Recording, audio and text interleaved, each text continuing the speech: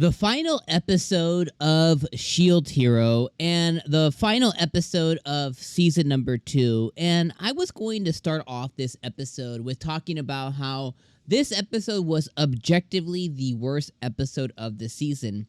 And I'm going to explain why that is and say why that isn't at the same time. But as I'm watching any anime episode, I'm typically thinking of, things I'm going to talk on, topics I'm going to talk on, like, oh, there's a moment that happened that I'm currently watching, like, oh, I'm going to mention that when I talk about it during my review. That's something to think about. And about halfway through the episode, maybe a little bit more than halfway, I was like, you know what? This is mostly memories, and it is exactly what it set out to do. The episode name was Flowers Offered in Recollection. And recollection really boils down to memories, or how you recollect something, basically memories of the past 9 times out of 10. And that's 100% completely okay. But I was thinking, like, oh, I'm going to start off the review with saying how this one is objectively the worst. But I would say the last half of the episode really brought it home. But the ending of the episode is really what just completely changed me, because it kind of obliterated me a little bit. The moment that they have with 𝐒𝐻, and Risha brings it up, and Risha and Philo and Raphtalia are thinking through the last kind of like conversation they had with 𝐒𝐻, and 𝐒𝐻 was sharing, 𝐒𝐻 was sharing with them, basically how to mate. I'm just going to use that phrase because that's what they used here. How to mate with Naofumi, and kind of explain in detail. And in that moment, I love how Philo totally got it, and Raphtalia was still kind of being a little dumb about it. But regardless, they're having these last memories with her, and then they get to her final resting place, and they get there, and Naofumi offers flowers. They offer, I don't want to say the word prayer, but they offer their final condolences. They offer their condolences to her. And as that is offered, as they're leaving, Naofumi sees her, and she's waving by. She's waving by to Naofumi. He's shocked. And then in Naofumi fashion, he turns around, he smiles, and then he turns around, and he just, as she's behind him, he's just like, I'll see you again someday. And the subtleties in that moment, like, they tore me up a little bit. I got like emotional, like I felt, when you feel your eyes get like teary-eyed, or like it's just emotional in that moment. Now it went away pretty quick, but at the end of the day, that's the emotion that I felt in that moment. Then the end, so I was like, okay, let's skip through the credits. Thank you everybody for your hard work. And then at the end, it says something very specific, and then has a really cool drawing. What it says specifically is the rising of the Shield Hero season 2 ends here. So that is very definitive of there's no core 2. Like, season 2 ends here. If we get anything more, then it's going to be a season 3, not a core 2 or a continuation of season 2. And they pretty much put that finite, which leads me now to believe, like, one of the things that I had thought originally was, oh, this is part 1, and then they'll have part 2 in like 6 months or something. But that may not be the case. We might not get a season 2, or I'm sorry, we may not get a season 3 or, a continuation of the story for as long as we waited for season 2. And that could be with a lot of the backlash that it got. A lot of people have been hating on this season of the Shield Hero for whatever reason. So it may or may not get a continuation. But they did put here, for like some substance of hope, they did put here, so they put the Rising Shield Hero ends here, right? Then they put, however, Naofumi and his allies are still on their long and arduous journey. So there's a chance, or a little glimmer of hope for continuation. It's just when it happens and if they get cleared for it. I was hoping going into season 2 that they had enough budget and they had enough good faith that they had enough money to kind of continue this on. But it seems that something is amiss, or not the case. And it could very well be, they're typically creating these episodes as the first episode airs. It could not have done well in Japan. I don't know the numbers that it did in Japan. I assume it's on Crunchyroll's list, so I assume on Crunchyroll, on Bibli in Japan, in Asia. I'm assuming that it did well. Who knows, though, at the end of the day. But That's kind of like what it kind of left us here. So season 3 may or may not get that.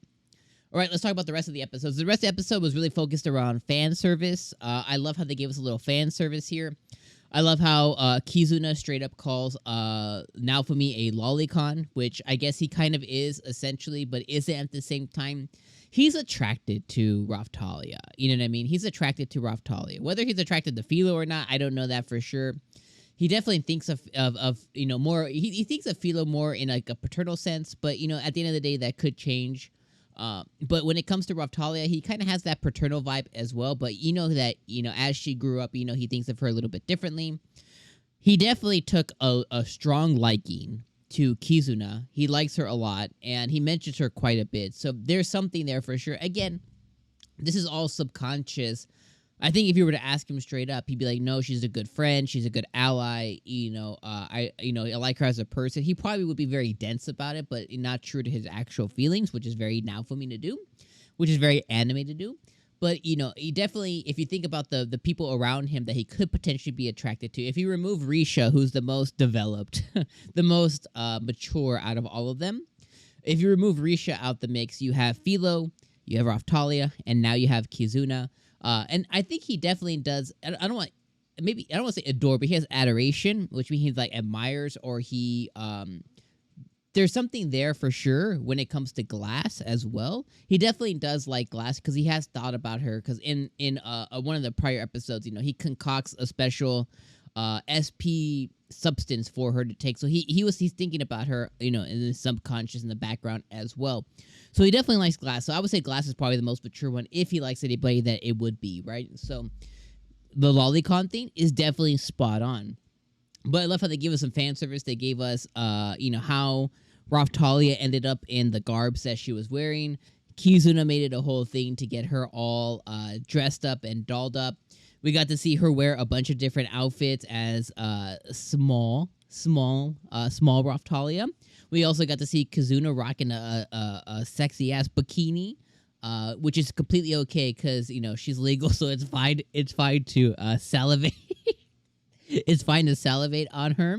And then we had Risha looking like Bomb, right? Risha looks amazing. I thought, I think I love Risha's design. I love her. She's very cute to me. I think Risha's like top tier for me. But they showed Risha as well, kind of like getting all dolled up and everything. So we definitely got some fan service there.